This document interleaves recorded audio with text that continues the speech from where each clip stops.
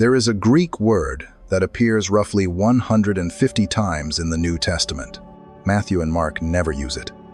The Gospel of John uses it exactly 4 times in its opening chapter, and then leaves it behind completely. But the Apostle Paul, he writes it over 100 times. He places it at the very beginning of his letters. He places it at the end of his letters. He weaves it through his deepest theological arguments and his most personal confessions. For Paul, this is not just a vocabulary word. It is the center of gravity for everything he believes. The word is charis. In English, we translate it as grace. Most readers today assume grace is simply a generic Christian greeting. We read the opening of his letters, "Grace and peace to you from God our Father," and we treat it like the ancient equivalent of a polite sign-off. We assume it is a soft, spiritual idea, a theological synonym for God being kind. But that flattens the text. Paul was not writing polite religious poetry. He was a man desperately trying to articulate an earthquake. Before he was the Apostle Paul, he was Saul of Tarsus. He was a Pharisee of Pharisees. He was a man whose entire life was built on ledgers and careful accounting. In his former life, he understood exactly how the universe worked. You obey the law, and you receive the blessing. You break the law, and you face the judgment. It was a system of strict spiritual mathematics. Righteousness was something you earned through rigorous devotion. Status was something you achieved through flawless performance. But then came the road to Damascus. He was marching to arrest the followers of Jesus, breathing out threats and murder. He was the most dangerous enemy of the early church. And in that exact moment, at the height of his hostility, the resurrected Christ appeared to him. According to the ledger of the Pharisees, Saul should have been destroyed. He had earned absolute judgment. His actions demanded an immediate penalty. But the ledger was thrown out. He was not crushed. He was commissioned. He was not condemned. He was chosen. That single moment broke Paul's theology of earning forever. He realized that his religious checklist was completely useless. He had done everything right according to his tradition, and it had made him a murderer of God's people. God had to step in and save him while he was actively fighting against him.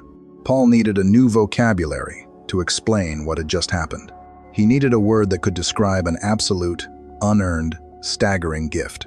So he took the word charis and made it his own.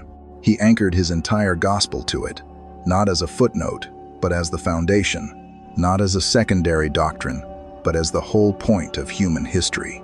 We read his letters today, and because we are so familiar with the word grace, we miss the shock of it. We think Paul is just repeating standard church language. But Paul was not using church language.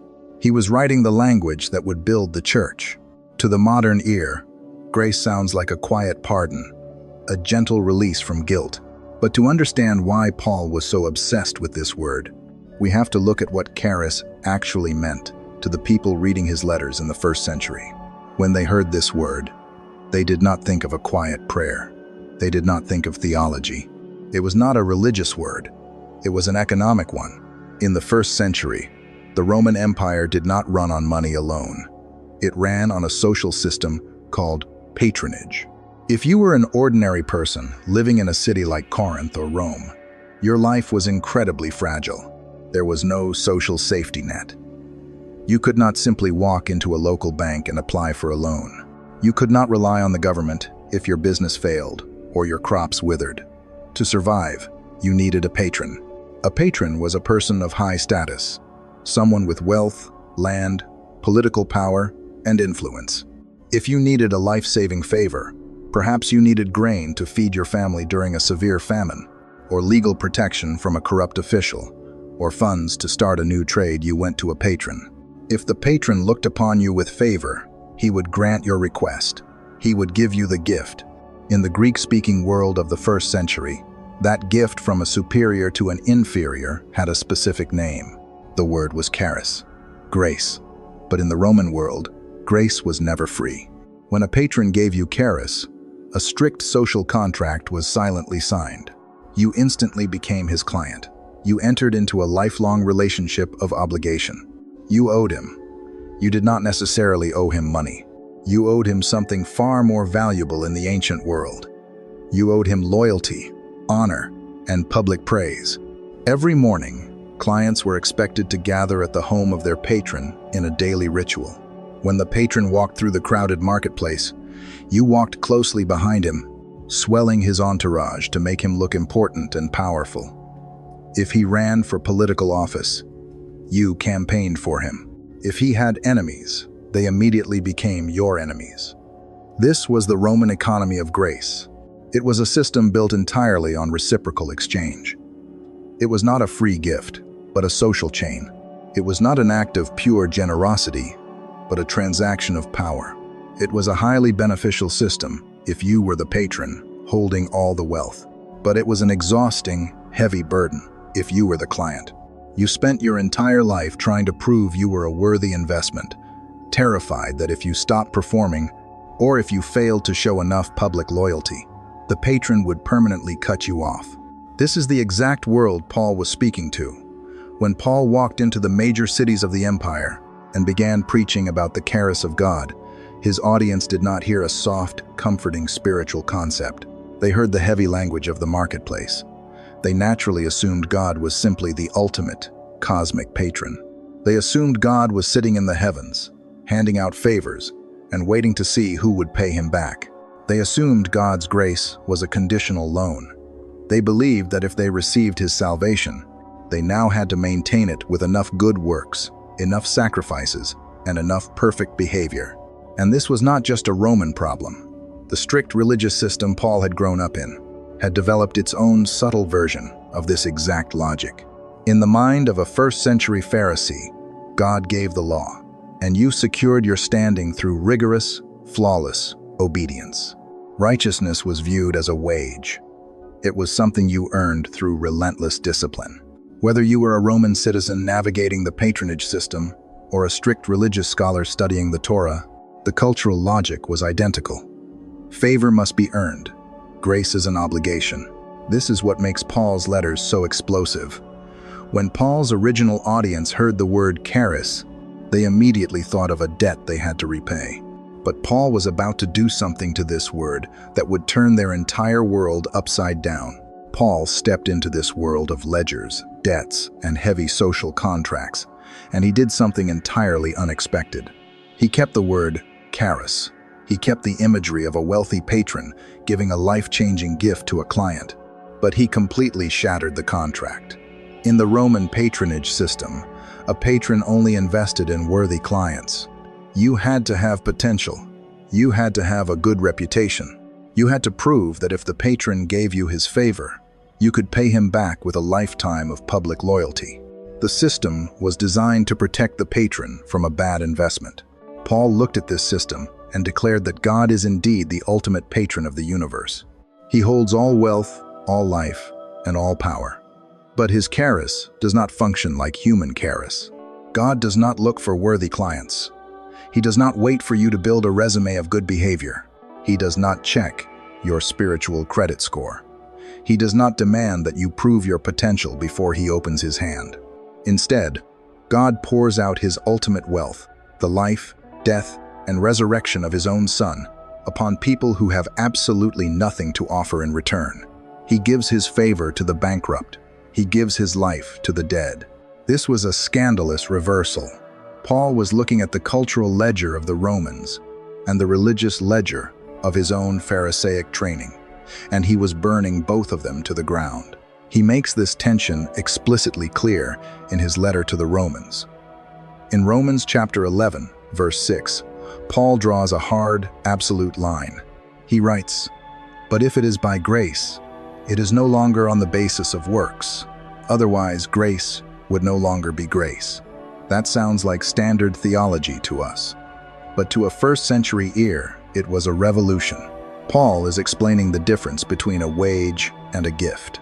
If you perform a task and your employer hands you money, that is not grace. That is a paycheck. You earned it. The employer owes it to you. If you could earn God's salvation through strict obedience, flawless morality, or religious rituals, then God would owe you salvation. He would be in your debt. But Paul says that is impossible.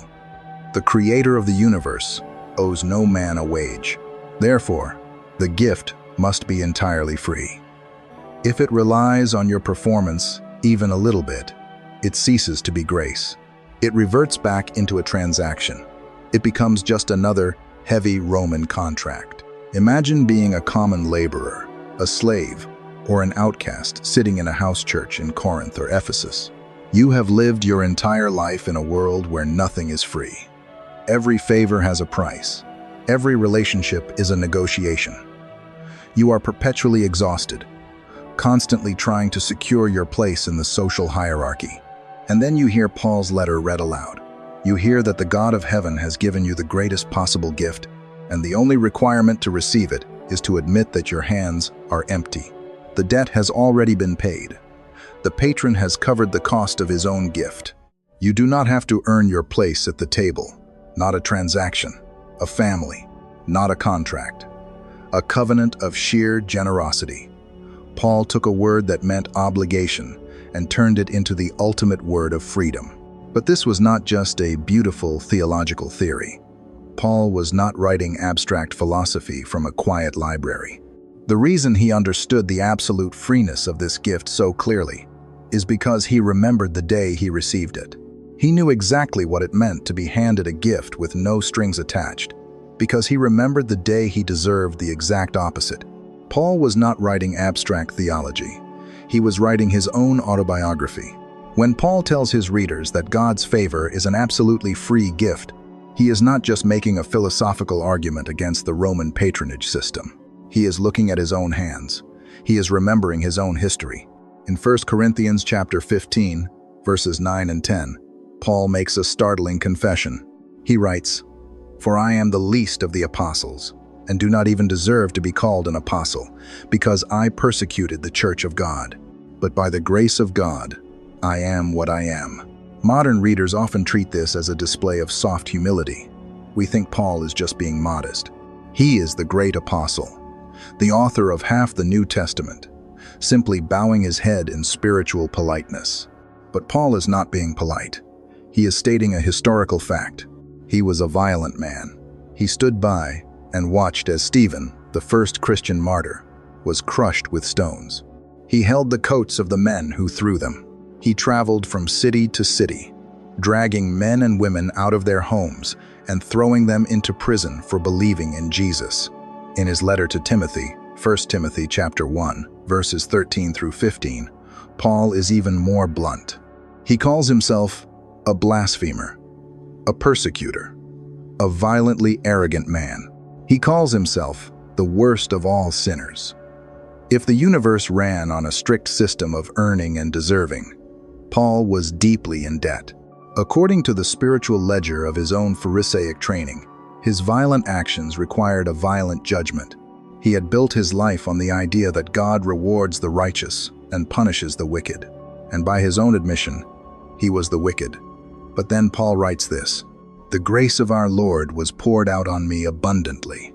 Pause for a second and look at the movement of this word. So far, this has not been a random set of details. The word Charis started in the Roman marketplace as a heavy contract of debt. Then Paul stripped the debt away, showing that God gives without demanding repayment. And now, the same truth is becoming harder to miss on a deeply personal level. The word is not just a theological category. It is the only way Paul can explain his own survival. God did not just forgive Paul, he made him an apostle. He took the man who was actively trying to destroy the church and gave him the task of building it. This is why Paul cannot stop writing about grace. Every time he breathes, every time he preaches, every time he pens a letter, he is living on borrowed time. He knows that his very existence as a Christian is proof that the old system of earning is dead. He did not work his way into God's favor. He did not climb a ladder of moral perfection. Christ stepped down into the dust and found him at the bottom. The gift was completely detached from his performance. It was not a reward for his righteousness. It was a rescue from his ruin. When Paul says, "By the grace of God I am what I am," he is redefining human identity. In the Roman world, you were defined by who your patron was and how much you owed them. In the Pharisaic world, you were defined by how perfectly you kept the law. But Paul says his identity is now built entirely on the unearned, overflowing favor of Christ. Not an obligation, a transformation, not a debt to repay, a new life to live. Paul knew exactly what grace meant, because he was its most unlikely recipient. He had experienced the absolute freedom of the gift firsthand. But he quickly realized that if grace could reach a Pharisee holding the coats at Stephen's execution, it was going to tear down the deepest boundary lines in the ancient world. Grace changed Paul's life, but grace was never meant to stay in Paul's biography. Once he realized that God's favor was given without demanding a religious or cultural resume, he realized something terrifying. It meant the deepest boundary lines of the ancient world were suddenly obsolete. If you lived in the first century, the world was fiercely divided. Romans looked down on everyone else. Greeks viewed non-Greeks as barbarians. And the Jewish people, holding the sacred law of Moses, knew they were the chosen people of God. For centuries, the line between Jew and Gentile was absolute. You did not eat together. You did not worship together. The law was a protective wall, keeping the holy separate from the common. But then the message of Jesus began to spread, and Gentiles started believing. This created the first massive crisis in church history. The early Jewish believers looked at these incoming Greeks and Romans and asked a logical question. Do they need to become Jewish first? Do they need to be circumcised? Do they need to adopt the dietary laws? In other words, do they need to sign the old ledger before they can receive the gift? It sounds like a minor administrative debate. It was not. It was a battle for the soul of the gospel. And it exploded in a city called Antioch. In his letter to the Galatians, chapter 2, Paul describes the collision. The apostle Peter was visiting Antioch. At first, Peter was eating freely with the Gentile believers. He was living out the reality of grace. He knew the old boundaries were gone. But then, a group of strict, traditional Jewish believers arrived from Jerusalem. When Peter saw them, he panicked. He quietly backed away from the Gentile tables. He separated himself. And soon, the other Jewish believers followed him. When Paul saw this, he did not pull Peter aside for a quiet conversation. He confronted Peter publicly, right in front of everyone. Why was Paul so furious? Because he knew exactly what Peter was doing. Peter was rebuilding the patronage system. Peter was telling the Gentiles, through his actions, that the free gift of Christ was not enough. To truly belong, they had to add their own performance. They had to adopt the law. Paul looked at Peter and delivered one of the most devastating lines in the entire New Testament. At the end of Galatians chapter 2, Paul says, "I do not set aside the grace of God, for if righteousness could be gained through the law, Christ died for nothing." Notice what just happened. The word Charis is no longer just about personal forgiveness. It is the absolute center of human equality. If God demands perfect law-keeping, then the Jewish believers have the advantage, and the Gentiles are second-class citizens. But if God gives his favor as a completely unearned gift, then the ground is perfectly level. The Pharisee, with a lifetime of religious devotion, has to open his empty hands to receive it, and the Roman pagan, with a lifetime of idolatry, gets to open his empty hands and receive the exact same gift. No one can boast. No one can claim a higher status. The Roman world used the patronage system to build strict hierarchies. The patron was at the top, the favored clients were in the middle, and the unfavored were at the bottom. The religious world used the law to build a hierarchy. The pure were at the top, and the sinners were at the bottom. But Paul says the grace of God shatters the hierarchy entirely. Not a ladder to climb, a table to sit at, not a system of ranking, a system of leveling. This is why Paul fought so fiercely for the word charis. If you lose the absolute freeness of the gift, you do not just lose your theology, you lose your brother. You begin judging who is worthy to sit at the table. Grace solved the problem of who was allowed at the table. But as Paul soon discovered in another city, a free gift comes with a dangerous misunderstanding.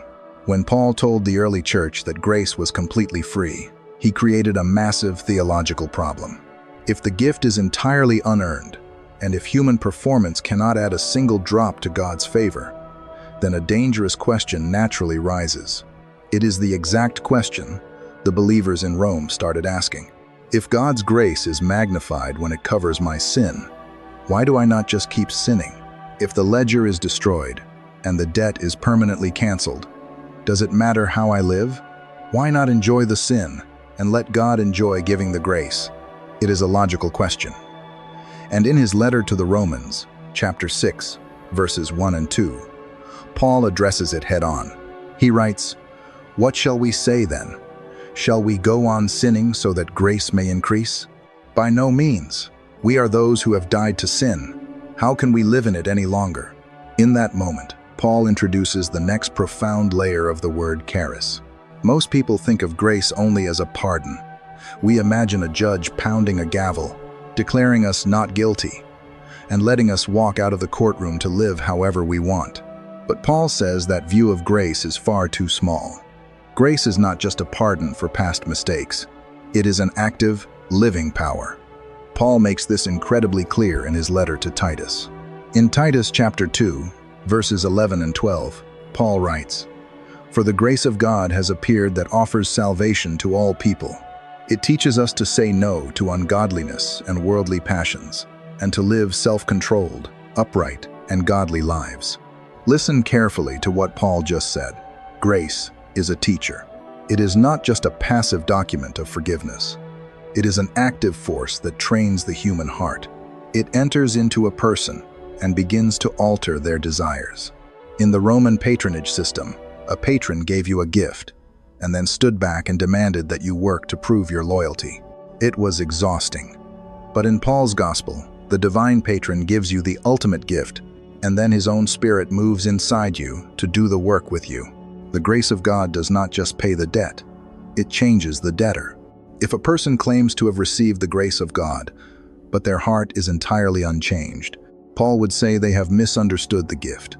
They have accepted a concept, but they have not encountered the reality.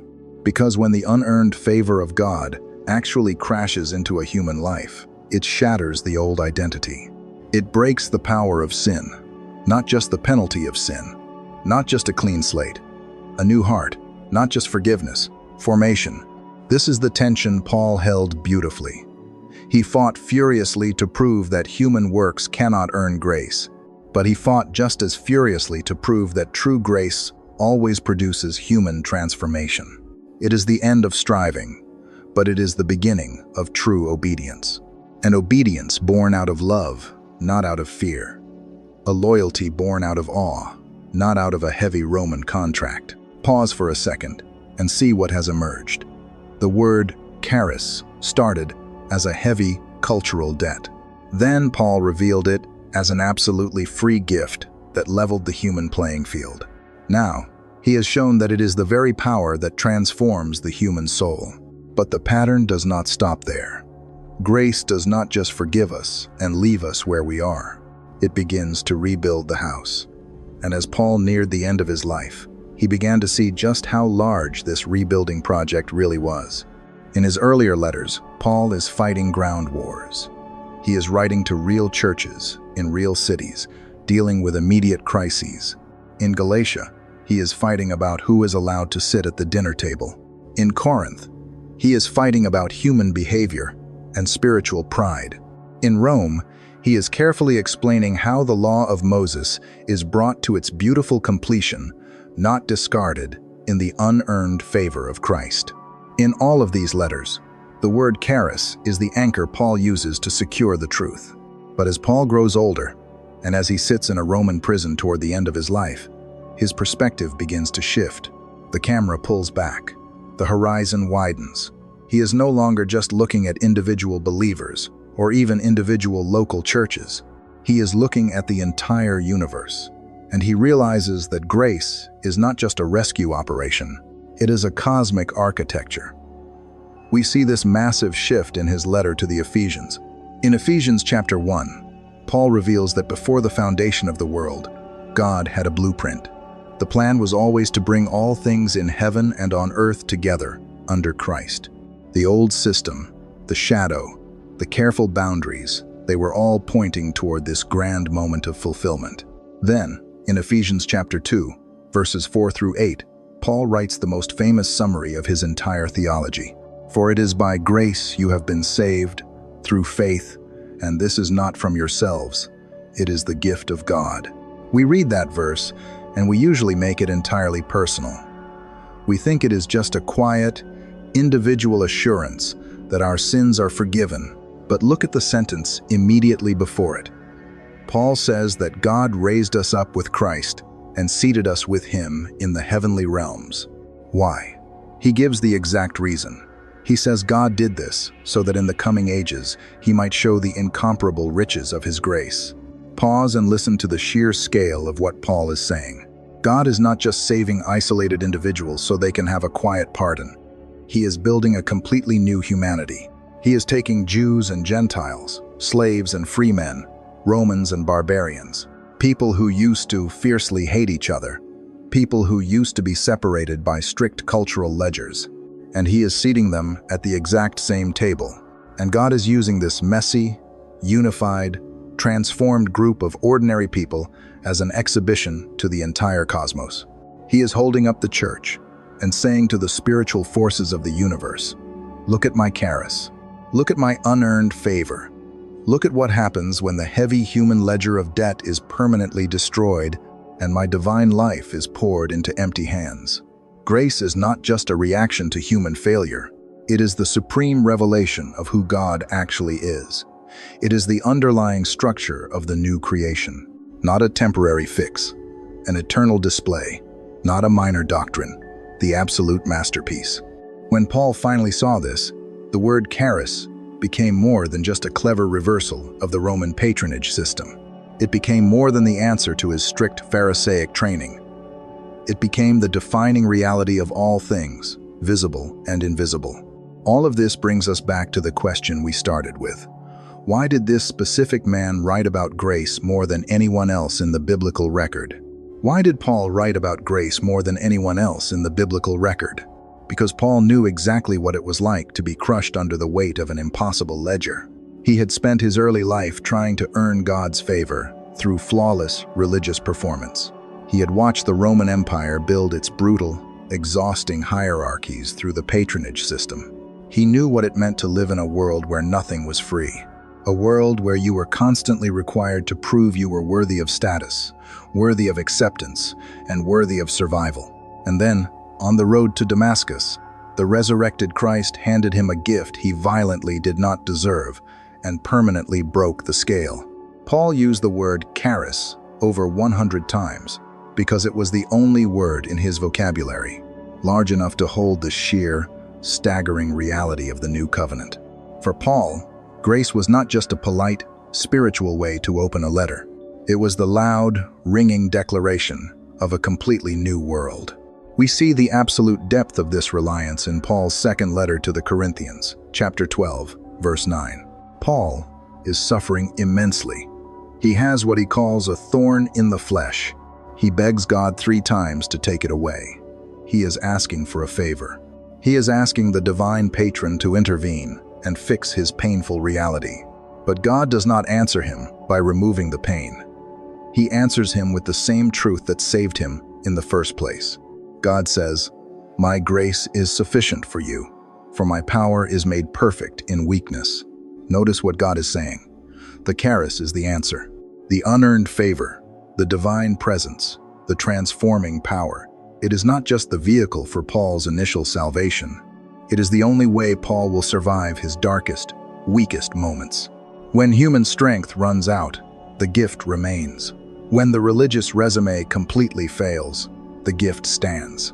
Paul spent the rest of his life traveling across the known world, taking this one beautiful word and dragging it into the synagogues, the prisons, and the crowded marketplaces. He wanted the exhausted, burnt-out rule keepers to know that the heavy debt was finally paid. He wanted the marginalized, second-class citizens of the Roman world to know that the greatest table in the universe was completely open. He wanted everyone to see that the Creator of the heavens and the earth is not sitting at the top of a strict religious ladder, waiting for us to climb our way up to him. He has already stepped down into the dust to find us. Not a demand for payment, a pouring out of divine life, not an endless cycle of earning, an eternal, unshakable resting place. If this journey through Paul's letters has helped you see Scripture with fresh eyes, simply subscribe to continue exploring the deeper patterns of the Bible with us. For 2,000 years, readers have quickly passed over the opening lines of Paul's letters, treating grace as nothing more than a standard Christian greeting, a quiet spiritual formality. But when you understand the heavy, transactional world Paul lived in, and the fiercely arrogant man Paul used to be, you realize he was doing something far more profound. He was handing us the key to everything. The word was never just a word. It was the shape of God's heart on the page.